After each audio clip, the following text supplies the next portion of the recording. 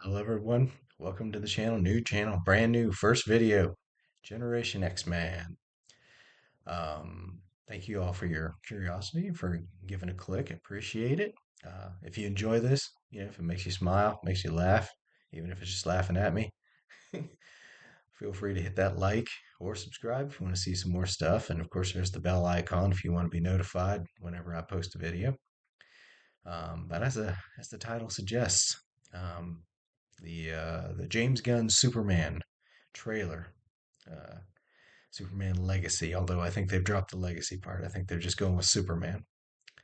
Saw it, and as a long time Superman fan because I'm old, and also as a long time James Gunn fan, I was surprised most of all at how, yeah, just lack of excitement. Just wasn't chomping at the bit, wasn't bouncing up and down. And there's been plenty of trailers for movies and Superman shows and there's various media that I have certainly gotten excited about and been bouncing off the wall for.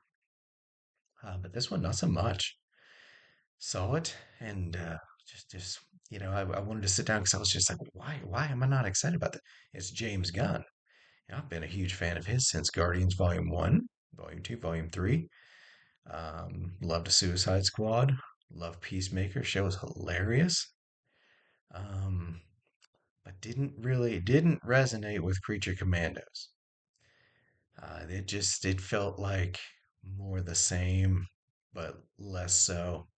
Not as refined, not as sharp, punchy like he normally is. But that's a topic for another video. This one though is Superman. So I saw the Superman trailer. James Gunn. He's heading the whole DCU. So now we don't have, you know, 18 billion cooks in the kitchen. We got James Gunn helming the ship. So you're like, okay, we got a unified vision. That part is good. But yeah, I saw the trailer and was just like, I was like, why am I not excited about this? Why am I not thrilled? And to give you some context, I brought some visual aids. The earliest example of Superman that I have gravitated towards, Superman, Max Fleischer, back in the early 40s, only ran for, I guess, about a year or so, it says. Excellent, excellent media. Love that. The animation style is superior. Like I draw myself, or at least try to, and I would consider myself privileged to be able to draw that good. That's some good stuff right there. They're little 8-minute cartoons. They're over, real fast. Just boom, get in, tell a story, get out. No need for extensive backstory because even back then, early 40s, everybody knew who Superman was, what his gig was, personality was, what his point was, the point of Superman. And so those function very well as just a little bite-sized media.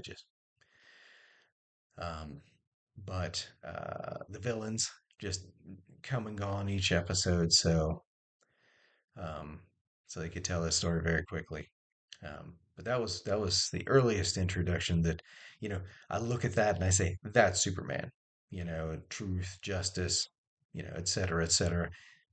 The American way of things kind of dated because we've gone global now. Um, but that really stood out to me as a Superman who was unapologetically heroic, and he did not question, his identity. Um, and in the context of the show, I believe he may have been Supermaning for a small amount of time, but I don't believe all that very long. I think he was not newbie, but you know, pretty fresh. So he wasn't like long standing, and everybody knew who he was. So that's an important point. We'll get back to that in a later. My first introduction to Superman when I was a very small kid. Saw it on TV and loved it. Wouldn't shut up about it. Got the underoos. um, we got the Donner Superman. Now this Christopher Reeve, that that is a guy that walks on stage and he walks in the room wearing the suit, and you're like, that's Superman. Yeah, okay, yeah, no question. He has a heroic presence. He's very, very tall, very well built, without too much muscle, not overly muscled. And he aces the hair, the face, the expression, and the most important thing was his inherent goodness. Um, Either that's just great acting or that's who Christopher Reeves was. I'm inclined to believe the latter. But you immediately you get a sense of who Superman is, what he's about. And also in this we'll get back to this point, later. In this version, he's introduced, he one arms a falling helicopter and in the other arm saving Lois Lane, another of our main characters, flies him, to safety, without apparent effort. So you have the visual um, representation of, wow, this guy's super strong, for lack of a better term. Um, like this guy, he has the might, you know, and he's a do good kind of person, and you kind of get that sense, and you see people try to hit him with crowbars and so on and so forth, and you know Luthor tries to burn him, freeze him, fill him full of holes. You see him push over a vault door. You get the sense that this guy is like, his might is not in question. This is a very, very powerful, strong dude, tough, resilient. Like, whoa. And to be in the hands of somebody that just exudes goodness and charisma and epic personality and presence, you're like, wow, yeah, yeah, yeah. Also, uh, Gene Hackman, my second favorite Lex Luthor. But we'll get to my favorite here in a second here. Gene Hackman, legendary actor, guy who just so legendary he actually got to walk away and just said, you know what, I'm just going to go live a normal life, or at least that's what I've read on the internet. My next introduction, because the Max Fleischer cartoons didn't come my way for a while, is the Brandon Roth Superman Returns. Um, this was I was very impressed with this when I watched it. It felt like a spiritual successor to the Donner Vision. It preserved that. It moved that story forward, and it injected modern day elements such as, hey, he's got a kid.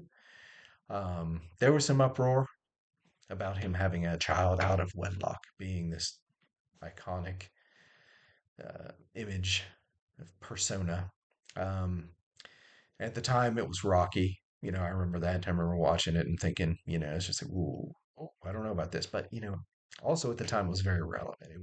That was part of the zeitgeist of that time, was that, um, there was, you had single parents, and they were finally starting to get some limelight about like their struggles and so on and so forth. But again, Brandon Ruth, Ralph. When he walked on stage, you were just like, my God, this is a good dude. This is an upstanding dude, a kind dude. And he walked in, and the first thing he does is save a jet from fall. I mean, two jets actually, a space shuttle and a jet, but whatever. Lands it in the baseball field. Might have even been Fenway. I don't remember exactly. But you get the presence of his might, his power and his strength, and he lifts the boat to save Lois and her current love interest, and he lifts an island to save the world from being, turned into a kryptonite crystal. You're pretty sure, like, oh God, he's gonna die, but he pulls through. Spoiler alerts. But yeah, that was my next one. Um, and then to wrap up, one of the foundation of why I think I'm not excited for the Gunn Superman. We got Superman and Lois. That's right. Who knew CW could nail Superman? I did not ever expect that. My goodness. But I'll tell you, I saw a clip on YouTube of the main actor. Um, I can't find his name on here right now, but saw him in the suit and saw his presence, and I was like, yeah, they did it again. I was like, this is a stand up, do the right thing, dude.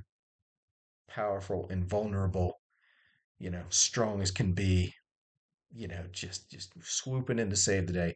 That's another theme that goes through all the media that I like that represents Superman is that he swoops in and he saves the day. No matter how hard it is for him personally, speaking of strength, endurance, pain tolerance. Man and Ralph, I'm looking at you. Poor guy got shipped. Um, but he always he swoops in and saves the day. And and in this show, like it goes to great lengths to show him dadding, being a father, and he's just like, what's the right thing to do for my kids? How do I handle this? How do I do the best thing for them? And he's got kids. Some kids are manifesting power, some aren't. He's trying to balance time with him and Lois, him and the kids, the farm, Smallville life, Supermaning, the demands of an entire world that needs this guy, and he rises to it every time, and that's the core of what makes him Superman is that, again, he does the right thing no matter what. So, with the Gun trailer, there was just a lot of little things that added up to a bit of an avalanche that it was like, you see him saving a little girl and you're like, "Oh yeah, that's a very Superman thing to do." Um, but it's like exploding canisters and stuff and you're kind of like, "Okay, okay." But again, you're coming from like Gunn isn't making Superman in a vacuum. This isn't the first Superman piece of media ever created. So you got this history of Superman doing these big epic things, walking down tunnels of fire, lifting islands, blah blah blah, blah blah blah blah. And that to see him like, oh, he's shielding her from a handful of canisters, which would be deadly. She's a small child. Sure, okay. I get it. He's saving her, sure. But it was visually a huge step down. Huge. Like not just small, but I mean, even with the Donner, where the special effects were limited, they took pains to show like he's lifting a helicopter in one hand, he's pushing over, steel doors and such, where this was kind of like, I was like, could you show him doing something bigger, more epic and bombastic? Okay. Um, and they showed, so you're like, okay. And then there's another shot where he's in some sort of glass box and he sits up and punches his way out. Again, the visual is undermining what we know, or at least what I know, of Superman's inherent power and his strength and his might. Is just kind of like, okay, he's punching through glass. Normal humans can do that. I mean, sure, we're going to break our fist doing it, but we can do it. We need to visually see Superman doing things that not only we can't do, but we want to do, and that are just so far beyond us. It immediately goes, whoa. And those two instances didn't do it. I didn't do it. Another thing was Lex Luthor. I love the actor. Loved him as Beast. Loved him in Fury Road. He's a fine actor, great actor. No complaints. Then I saw him as Luthor. I'm just kind of like, maybe I don't know. It just, and then we see him and he's cocking a revolver, and you're like, why you got a gun, dude? I mean, presuming this is a Superman movie, what is a revolver going to do to Superman?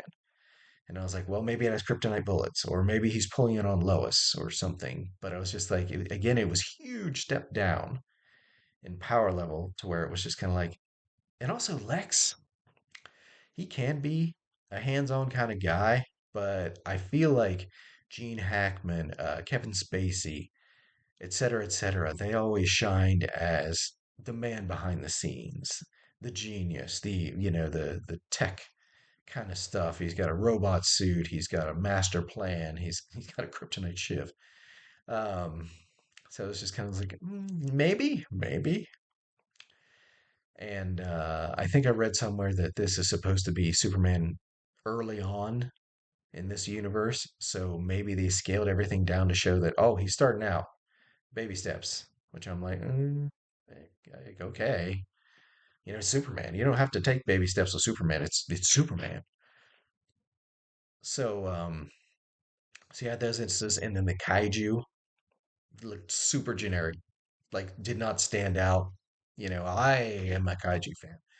I'm a Godzilla fan since the black and white movie with Perry Mason. I, you know, I like the kaiju big and unique and believable. Jurassic Park, like they still are struggling to get back to where we were with Jurassic Park, where you combine the physical model with the CGI and it looks amazing and it stands the test of time. And this thing it looked very mushy. It looked mushy, but not like it was intended to be mushy, like the Blob or something like that. It was mushy. Yeah. And beyond that, it looks like the Superman movie is going to have a ton of characters. We've seen Green Lanterns, maybe two, three. I don't know. I definitely, what's his face is Guy Gardner.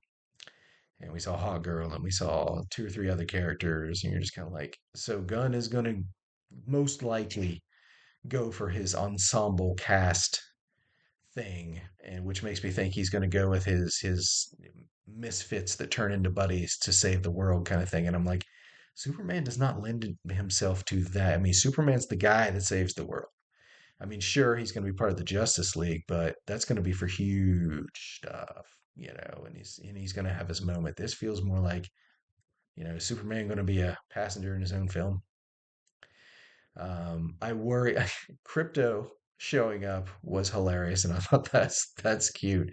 And then I saw the theory online where the dog doesn't survive, and I'm like, you know what? That is a James Gunn trope right there. Hey, comic tropes. There you go. Tropes. James Gunn tropes. There's an idea. Um, where the nice, the sweet, the innocent, something that represents innocence and goodness and such, yeah, gets murdered horribly. Looking at you, creature commandos. So we're kind of thinking like, hey, crypto, are you going to make it? Yeah. So there was that. Um, on a personal complaint, and this is petty, this is garbage, but I felt like Superman and Lois were kissing a little too passionately. It's stupid. I ain't gonna defend it intellectually, but I was just like, whoa, guys, get a room, So I mean, Superman absolutely has room for romance and such, but I don't want to see Superman doing the tango with Lois. All right, no, stop, please. My childhood. What are you doing? um, but yeah, there's just a lot to wrap it up. There was a lot of elements that added all together. I was like, the visual effects don't look. I mean, they look like TV show effects and not as good as the CW show. I hate to say that. They look like they put some money into it, but not. I don't know. It just doesn't. There's just so much that just feels like it. So anyway, yeah, that's my hot take. Weeks after this trailer's dropped, but I wanted it to be my first video, just to put that out there because Superman has been a part of my life since I was a tiny little kid. Like I said, I had the underoos. But that's the skinny of it, and I hope I'm wrong. I hope, like with Gal Gadot and Wonder Woman, I hope I eat my foot. I'll have the salt and pepper handy for that. Anyway, that's all I've got for today. Thank you for anybody who managed to stumble on this and give it a click. Again, if I entertained you, give me a like. Yeah, I appreciate you. And if you want to see more, subscribe, hit the bell, all that kind of good YouTube stuff. That's all I got for today. Thanks again, y'all. I'll see ya.